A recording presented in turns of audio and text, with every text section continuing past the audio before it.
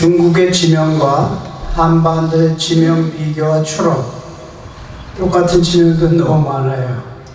왜 그랬을까? 추론하는 겁니다. 그 다음에 이제 지난번에 소개해드렸는데 박창범 천문학 박사가 삼국시대 일식 자료를 분석해가지고 그 일식을 관측하는 데는 왕실에서 하는 거거든요. 고려, 신라, 백제, 왕실에서 이렇게 관찰을 하는데 그 일식 자료를 분석을 했더니 무슨 결과가 나왔냐면은 백제는 지금 현재 북경 그 근처에 있었다. 그 다음에 고구려는 저 몽고에 있었고 신라는 오히려 양자강 중류 거기 있었다. 그렇게 나오는 거예요. 이게 천문학이라는 게 이제 과학인데 그거를 갖다가 거짓말을 한다는 말인데 이제 과학적으로 증명을 해버린 거예요.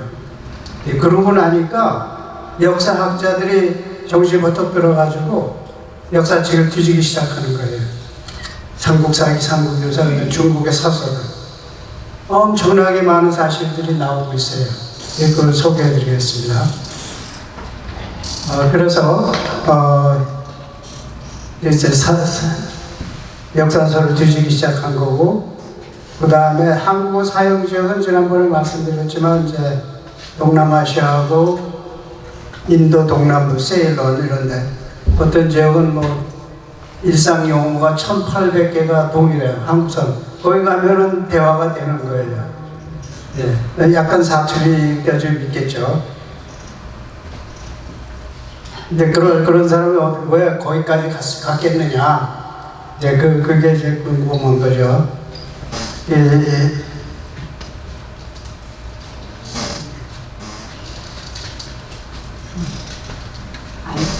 어느 거야? 이건가? 예, 제야삭 신백관 박사. 그다음에 만주 역사와 한국. 만주라는 지역이 굉장히 흥미로운 지역입니다. 한국 역사가 시작도 됐지만 거기서부터 돌골족이 서진을 해가지고 터키라는 나라가 생기고 여러 그 민족들이 거기서 발현을 해가지고 여러 지역으로 나가면서 역사를 만들고 그런 거죠. 오늘은 요걸 중심으로 말씀드리겠습니다. 여기 보시면은 코리안, 한국말 쓰는 지역이 여기하고 미얀마, 그 다음에 이쪽에도 많이 있어요. 그 다음에 저기 세일론 섬하고 이쪽하고 미얀마는 뭐 너무 많고 이쪽에도 많이 사용하는 것 같습니다. 그래서 한국어는 세계적으로 사용 그 빈도가 6번째라고 그래요. 우리가 인구가 그렇게 많지도 않은데 한국말을 쓰는 그러니까 이제 해외 동포 우리 뭐 전부 하면은 한 8천만 원 되거든요. 이제 그 정도면 이제 그 다음에 이제 요새 그 한류 때문에 한국어 배우는 사람들이 뭐 세계적으로 아주 유행이에요. 이거는 이제 어떻게 한반도에 우리 조상들이 흘러 들어왔느냐 그건데 아프리카에서 시작해가지고 해안을 따라서 이렇게 해가지고 중국으로 이제 들어가고 한반도로 들어가 일본으로 들어가고 그 다음에 대륙으로 해서 이렇게 해가지고 히말라야 산맥들 이렇게 해서 이게 한 1만 년 전쯤 된다 그래요. 그 다음에 같은 2만 년 전에는 이쪽으로 해서 이제 북미, 남미로 넘어갔죠. 제가 한번 말씀드렸는데 이 남미 산속에 가면은 한 마을이 있는데 그 집 주위에서 쓰는 용어들 있잖아요. 하우스홀드 보캐블러리 이런 것들이 한국 사람하고 똑같이 한 40개가 있다 그래요. 그래서 뭐 부엌에서 불 때문에 부지깽이 있잖아요. 부지깽이라는 것들이 똑같고 그 다음에 이제 그 뒷간에 가면은 널판질 해가지고 용변 보고 그랬잖아요. 그것도 같대요. 뒷간이라는 말도 있고. 그런 게 한 40개월. 제가 중학교 2학년 때 지리 선생님한테 들은 얘기예요. 아직도 잊어버리질 않아요. 중학교 2학년 때 제가 57년도입니다. 그때 당시에 들은 얘기가 너무 인상 깊어가지고,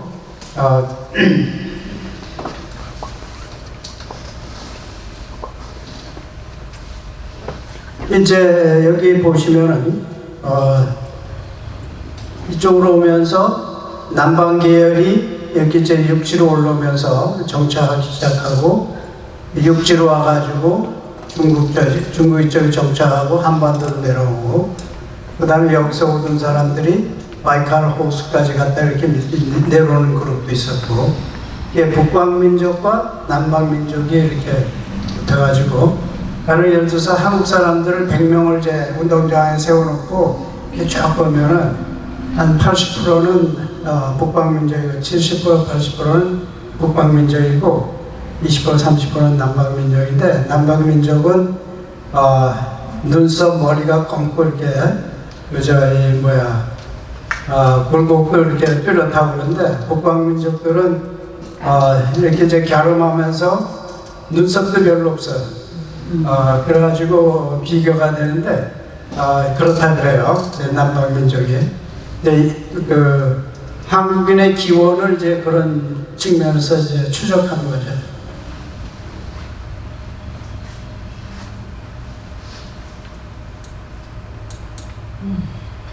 그 다음 더 이제 디테일하게 보면은, 카자흐스탄, 그다음에 몽골 해가지고, 이쪽 러시아로 이렇게 내려오고, 남방민족 이렇게 해서 이렇게 올라오고, 이쪽으로 가고. 그래가지고, 한국에는요, 북방민족이 한 70%고, 남방민족이 30%, 중국은 그 반대예요. 남방민족이 70%, 북방민족이 30%. 언어도 다르잖아요. 중국하고 한국은 그 어순이 반대죠. 그래가지고 어순이 중국말은 영어하고 같대요. 그래가지고 그 사람들이 영어를 빨리 배우는 편이라고, 우리보다. 이제 어순이 같아가지고. 그래서 제가 이거를 이제 말씀드리는 이유가, 이 얘기를 하면은 원천적으로 그 중국이 얘기하는 그 동북공정 있잖아요. 만주를 이제 자기네 역사로 다 둔갑시키는 거. 그거를 이제 원천적으로 이제 막아내는 거죠. 또 하나 이제 흥미로운 거는, 자, 이제 보십시오. 이거는 15,000년 전쯤에 한반도 주변인데, 이때는 바다가 동해하고 이 남쪽 여기 태평양 여기 없었대요. 여기는 다 육지가 돼가지고 사람들이 왔다 갔다 하고 여기도 왔다 갔다 하고, 이제 옛날에 그랬다는 거죠. 여기도 마찬가지예요.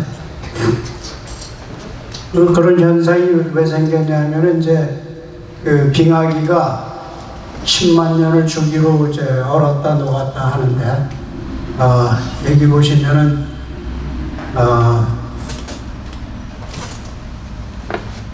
여기가 이제 80만 년 전, 60만 년 전, 그 다음에 400만 년 전, 20만 년 전, 40만 년 전, 아주 10년 주기로 쭉 돌아가는데, 최근을 보면 말이죠. 여기 우리가 여기 와 있어요. 0이라는 거는 해수면, 해발 0, 그러니까 바다하고 같은 레벨이에요.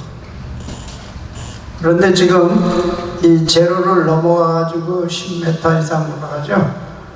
그러니까 지금 바다 수면이 본래보다 올라가는 거예요, 지금. 그렇게 계속 올라가고 있어요. 왜냐하면은 북극에 있는 얼음이 녹고 남극에 있는 얼음이 녹아서 그래요. 이게 왜 그러냐? 태양과 지구의 그 거리라든가 여러 가지 그 벡터 때문에 그러는 건데, 지금부터 한 15만 년 전, 한 15,000년 쯤 때는 꽝꽝 얼어가지고 이 얼음이요, 북극에서 이 미국의 중간까지 내려왔었어요.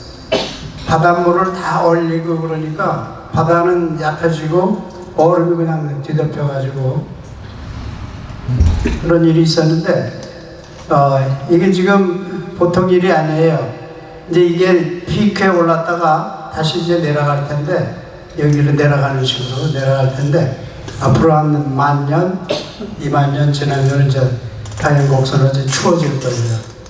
지금 우리가 탄소 때문에 이제 지구가 이제 온난화가 되고 뭐 이러는데, 그것도 사실이고 오히려 더 이게 더 큰 거예요. 이 천문학적인 이 현상을 막을 길은 없어요. 최대한으로 이제 서바이브 하는 수밖에 없는데, 그리고 또 하나는 뭡니까, 그린랜드에 얼음이 그렇게 많은데 그린랜드에 눈이 굉장히 녹기 시작하고 그러거든요. 그게 만약 다 녹는다 그러면 지구 전체가 6m 올라간대요, 물이. 그리고 웬만한 건 다 물에 잠겨요. 예. 앞으로 계속 녹을 텐데 얼마나 녹을지는 모르죠. 그래서 제가 제 아이들한테 얘기합니다. 바닷가에다가 집 사지 마라. 아니, 똑같은 말씀이에요. 앞으로 자식들 생각하시면은, 앞으로 50년, 그러니까 50년 후가 되면은 플로리다에 한 4분의 1이 잠긴다고 그런 얘기가 있어요. 그 해변가. 그리고 이 대도시들은 보통 왜 해변가나 강가에 있잖아요. 굉장히 낮습니다. 이게 물에 잠겨요. 뉴욕, 그 다음에 워싱턴도 그렇고, 그 다음에 서울, 인천, 서울은 아니고 인천 뭐 이런데, 그 다음에 상하이 이런데.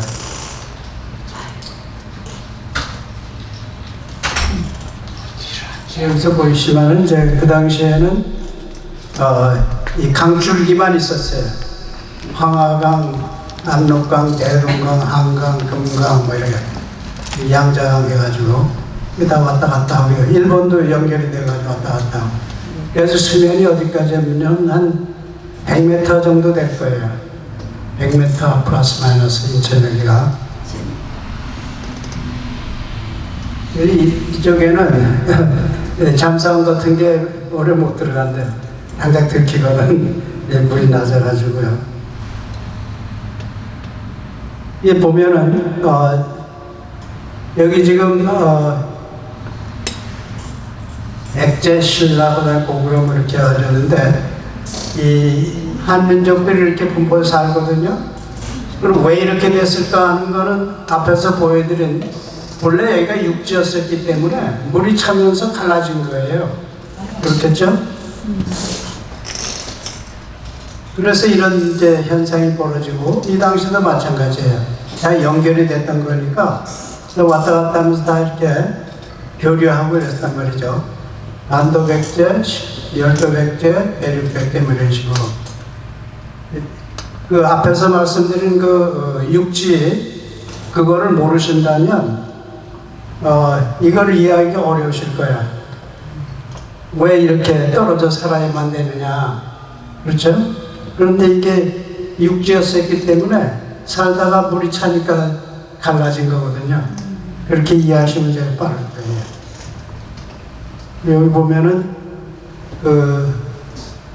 고조선 전후해가지고 이제 신석기 청동기 올 때 이 청동기 비파형 청동검, 그 다음에 이거는 이제 고인돌이에요. 이제 유적들이 쭉 발견되는데, 만주 한반도, 그 다음에 이쪽 산동반도, 이 내륙에 들어가면은 이런 게 없어요. 그러니까 이제 우리 조상들이 살던 곳은 이 지역이었고 이쪽이 이 지역이었죠. 그러니까 이런 유적들을 남기고 그런 거죠. 여기가 이제 고조선 영역인데, 이쪽 해가지고 이제 이게 고고학, 인류학 이런 거를 이제 이용해가지고 역사를 이제 연구하는 거죠.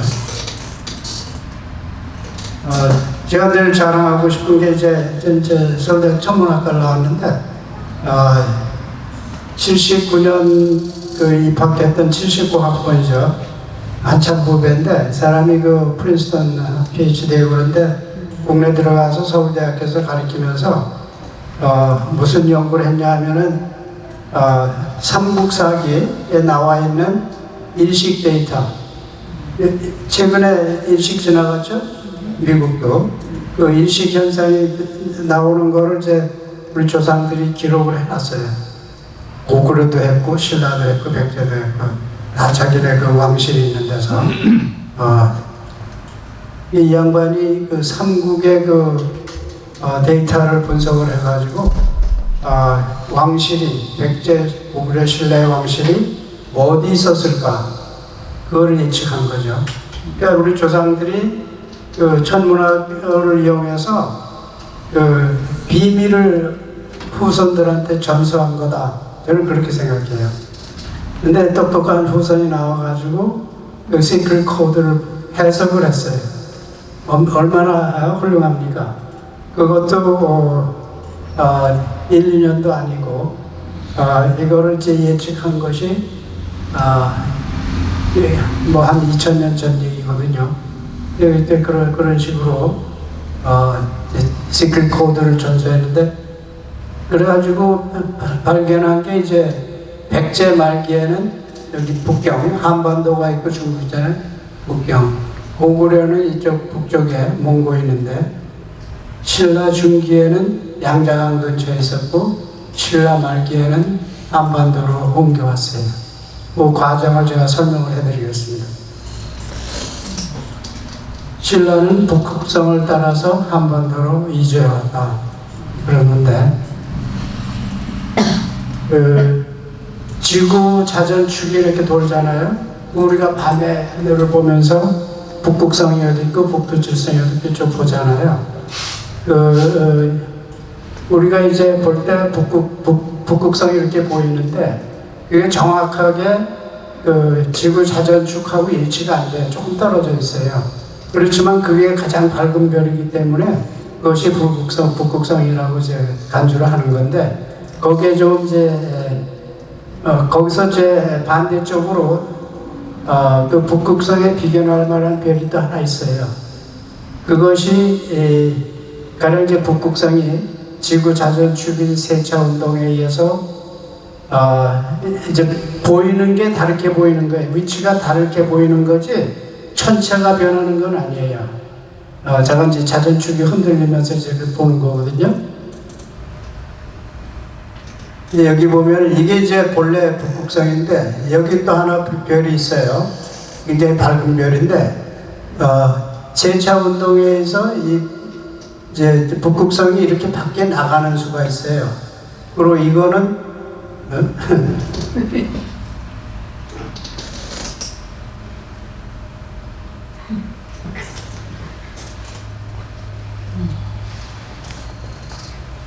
네. 그래가지고, 이 지구에서 볼 때, 이 별, 이제 조그만 별이에요. 이제 이게 북극성이, 진짜 북극성이 이 안으로 들어올 때는 이게 이제 북극성처럼 보이고, 이게 밖으로 나가고 이게 들어갈 때는 이게 북극성처럼 보여요. 우리가 볼 때는. 그런 혼동이 있는데, 그래서 AD 600년, 700년 그 당시에는 이것이 이렇게 안으로 진짜 북극에 들어왔어요. 이거는 나가고 그러니까 지구에서 볼 때는 이게 북극성이에요. 그 전까지는 이게 북극성처럼 보였어요.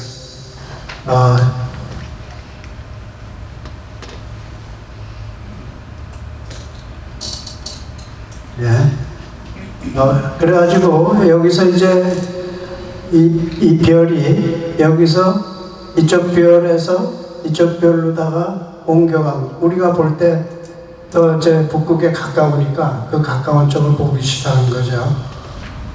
그래서 이걸 따라서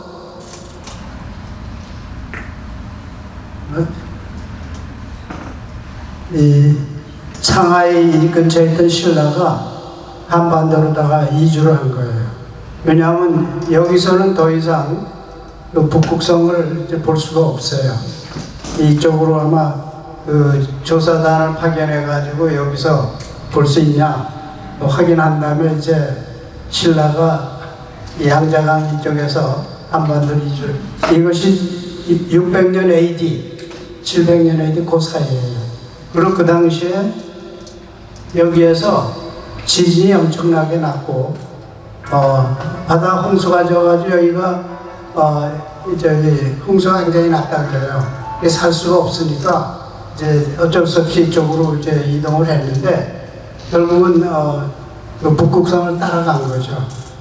예, 우리 조상님들은 이제 하늘을 보고 이제 나라의 정책을 결정하고 뭐 그랬다는 거죠. 예, 이제 그런 박장훈 교수가 이제 그렇게 해서 분석을 하고 나니까 역사학자들이 과학적으로 검증된 건데 삼국유사, 삼국사기 들춰보자. 그거 들춰보니까 새로운 것들이 이제 보이기 시작하는 거예요. 옛날 같으면 그 똑같은 책을 읽어도 모르던 거를 그런 사실이 발견되니까 확신을 가지고 이제 들여다보기 시작하고 중국 역사서를 들여다보기 시작한 거죠. 그래서 발견한 것이 여기 이제 삼국사기는 이제 한국 거고 이건 중국 겁니다. 여기 보시면은 중국 동쪽 이 해안가 있죠. 여기에 뭐 오대산, 제주, 청주, 뭐 안산, 안양, 강화, 팔공산, 경주, 양주, 진주, 뭐 전주, 광주, 예, 한반도 이렇게 남쪽에 보면 똑같은 이름들이 이렇게 있어요. 이걸 어떻게 설명하냐 이거죠. 지금도 이름이 무슨 있어요? 여기가 한반도고 이게 중국의 동쪽이에요. 중국의 동해안 쪽. 여기가 이제 북경, 천진, 산동반도, 그다음에 여기 양자강 이쪽에. 신라가 여기쯤 있었는데 한반도로 옮겨간 거죠. 이제 옮겨가면서 제 생각에는 이 이름들을 다 가져간 거야. 새 동네 가가지고 이름을 붙여야 되는데 옛날에 살던 이름을 붙였겠죠. 예를 들어서 미국의 도시들 보면 영국 도시 이름을 딴 게 굉장히 많잖아요. 같은 얘기예요. 그렇죠? 근데 어떻게도 이렇게 많은 지역 이름이 똑같으냐 이거죠. 생각해 보세요. It's amazing. 이것뿐이 아니에요. 더 있습니다. 지금 이런 일은 전 세계 어딜 가봐도 찾기 어려운 이제 그런 이제 현상이다. 그래서 여기 세계 한국인만 모르는 한국 지명 이렇게 딱 돼 있는데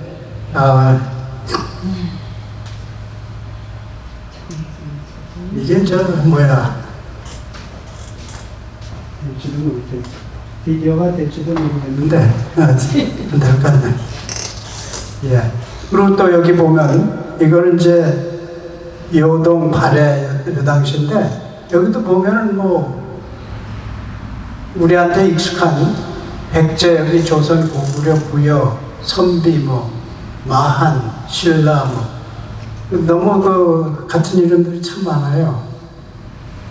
그래서 여기가 우리 조상들이 살던 터전이었고 결국 나중에 한반도로 다 내려온 거다 이렇게 보는 거죠.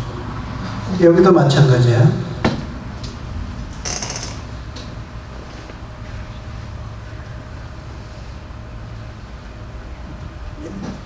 이제 항상 중국 역사하고 한국 역사가 부딪히는 데가 어디냐면은 중국과 고조선의 경계가 어디냐. 이거 항상 부딪히고 그러는데 여기 보면은 그 지표로다가 여기저기 역사서에서 갈석산이라는 그 산이 나와요. 이 갈석산이 여러 역사서에서 나오는데 그 갈석산이라는 이름이 너무 많아요. 여기저기 많이 흩어져 있어요. 그 어느 게 진짜냐? 어디가 고조선과 중국을 가르는 경계선이냐? 이제 그게 항상 숙제인데 여기 보면은 이게 이제 황하거든요. 황하 이쪽에도 있고 저 이쪽에도 있고 있다가 이게 만리장성이고 여기도 마찬가지예요. 갈석산. 그리고 사실 그 갈석산은 이쯤에 또 갈석산이 또 있어요. 여기서 만리장성이 이렇게 시작돼요. 나중에 보여드릴 텐데.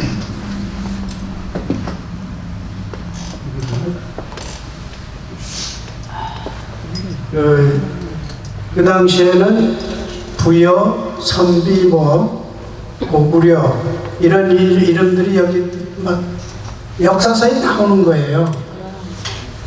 근데 우리가 이거를 주장을 못한 거죠. 근데 이제는 과학적으로 증명되고 막 이기 때문에 주장을 할 수가 있는 이제 환경이 된 겁니다. 여기도 마찬가지예요. 여기가 산동반도인데 신라, 백제, 고구려 이 당시 이게 결국은 중국 역사서에서 나오는 거예요. 우리 역사서라기보다는 중국 역사서에 나오니까 중국 친구들도 어떻게 할 말이 없을 거예요. 그리고 이 지역에 그 유물들이 굉장히 많이 나오는 것 같아요. 뭐 동상도 그렇고 이게 보면은 부여, 고구려, 백제, 신라가 있고 중국은 조그만 땅이었어요.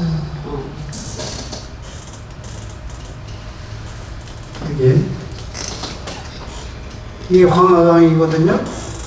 이렇게 내려오는데 북경이 또 천진이 있고 이렇게 해서 이렇게 하는데 우리가 얘기하는 그 중원, 중국 사람들이 주장하는 중원은 어디였냐면은 여기 조그만 타운이었어요. 여기서부터 조그만 타운 중원에서부터 크게 불려가지고 중국이 세계 중심이다. 중국 그런 말을 이제 붙인 거죠. 근데 그렇게 하게 된 동기가 뭐냐면 청나라 원나라가 통일을 하면서 그 넓은 대륙을 통치했잖아요. 근데 중국 친구들은 역사에 근거한 그 영토 이런 게 아니고 현재 내가 가지고 있는 땅 속에 있는 역사 다 자기네 거라는 거예요. 그런 팔리스를 가지고 있어요. 자기네 땅 안에 있으니까 자기네 거라는 거죠, 결국은. 근데 사실 이제 족보를 따지고 올라가 보면은 결국은 신라의 후손들, 금나라니 뭐 이런 게 신라의 후손들이거든요.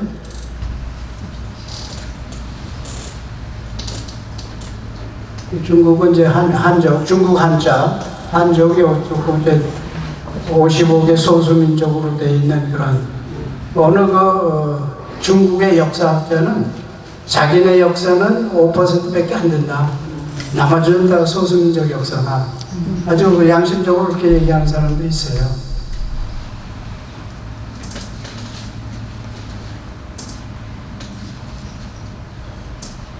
예, 우리의 그 역사를 보면요,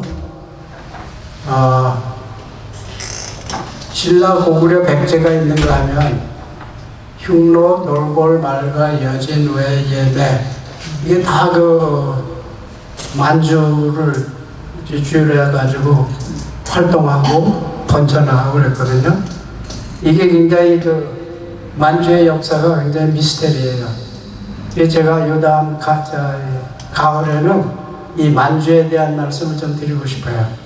만주에서 어떻게 퍼져나갔나.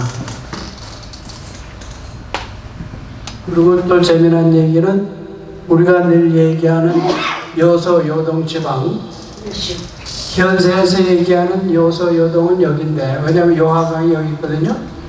그런데 옛날에는 요동, 요소가 여기 있었다는 거죠. 그래서 역사서에서 나오는 요소, 요동은 전부 이거를 기준으로 한 거예요. 그러니까 여기서 어디서 동쪽으로 멜리, 북쪽으로 멜리 이런 얘기가 막 나오는데 여기를 기준하면 엉뚱한 거예요. 여기를 기준으로 하면 역사서에 나오는 거와 일치가 돼. 그래서 이것도 사실 역사 쓸 때, 우리 한국 사람 역사 쓸 때 감안해야 되는 이제 그런 내용입니다. 마찬가지죠. 우리가 늘 여기 한사군이 어디 있었느냐? 많은 사람들이 한사군을 한반도에 있었다고 얘기를 하는데 이거는 일본 사람들이나 다른 사람들이 자기네 그 스토리를 만들기 위해서 이렇게 한 거고 실제는 여기 있었다는 거죠. 이런 거를 다 밝혀내면은 우리 한국 역사는 새로 써야 된다는 얘기가 됩니다. 그리고 우리가 얘기하는 위만조선은 여기였고 기자조선은 여기였고 고조선은 이 영역의 고조선이거든요. 근데 요거에 대한 것도 위만조선이 이쪽 한반도 근처에 있었다 얘기를 하고 그러는데 그런 것도 다 이제 왜곡한 그런 역사가 되겠죠.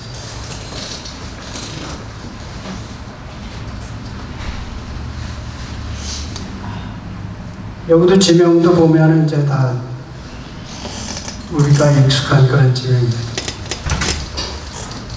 그리고 이기훈이라고 하는 역사학자가 이 평양과 바레만북 갈석산 비정의 문제점을 이제 밝히고 그랬습니다. 중국 학회에서 주장하는 그 갈석산이 이제 1번 평양, 그 다음에 2번, 4번, 3번, 5번 이렇게. 이 3번쯤이 이제 3번에 있는 갈석산이 만리장성이 시작하는 그런 데입니다. 사실 여기가 경계선이라고는 딱 맞아요. 왜냐하면 자기네가 성을 쌓아가지고 북방에서 내려오는 자기네 말하는 오랑캐들을 막아야 되니까 쌓은 거거든요. 이제 이 6군데 갈석산이 있는데 이걸 이제 상황에 따라서 이거냐 이렇게 되겠죠. 근데 이거는 totally wrong. 여기는 이제 없었죠.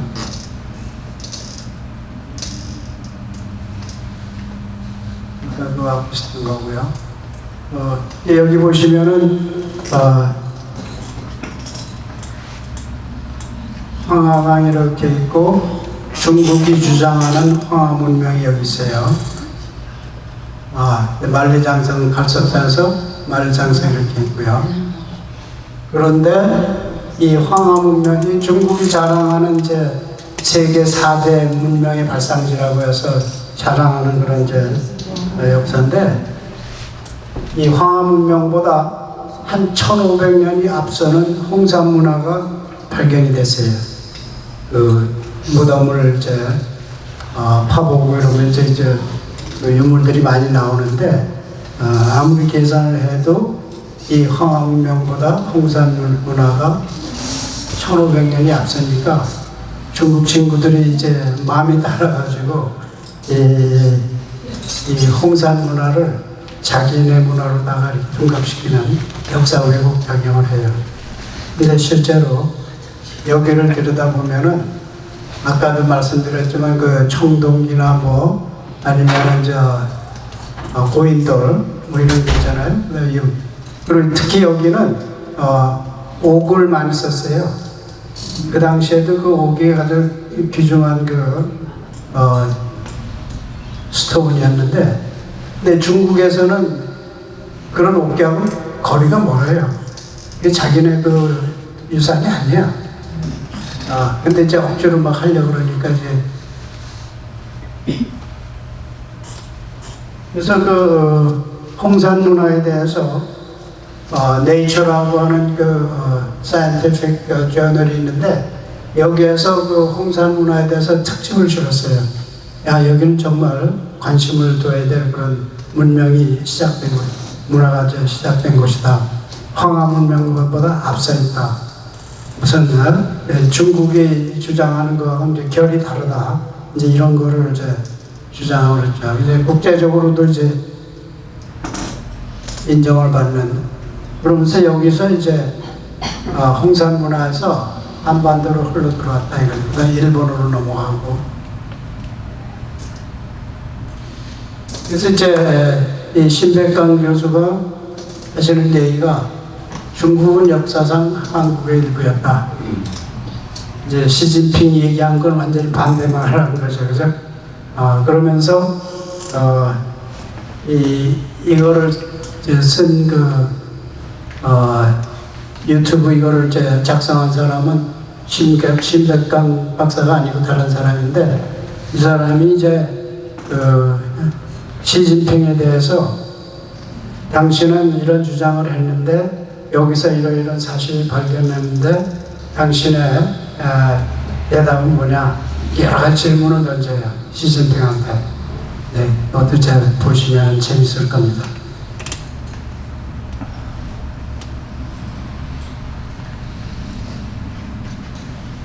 오늘은 여기까지 했습니다. 너무 빨리 지나갔는데 일찍 시작하기도 하고 혹시 무슨